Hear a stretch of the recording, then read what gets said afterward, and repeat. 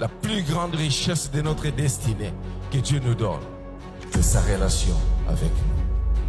Parce que tu peux vouloir la meilleure destinée. Tu peux vouloir être le plus grand directeur. Tu peux vouloir être le plus grand président. Mais tout cela, sans une relation avec Dieu, est futile. À quoi servirait-il à un homme de gagner toute la terre s'il perdait son âme? Perdre son âme, c'est au fond en réalité ne pas être en relation avec Dieu.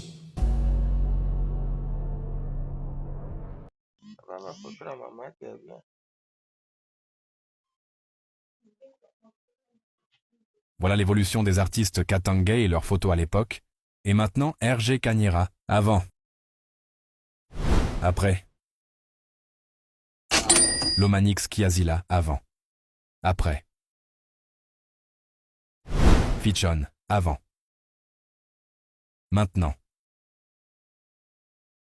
Pisson Zubaboy, avant et. Après. Agressivo Nyandoro, avant. Maintenant. Infrappa, avant. Maintenant. BL Victor, avant. Maintenant. Choumani, avant. Et. Après, c'est impressionnant. Il reste encore plusieurs artistes qu'on n'a pas cités. Abonne-toi pour ne pas rater la prochaine vidéo. Merci. L'histoire oubliée qui unit Katangé et Kasaïen.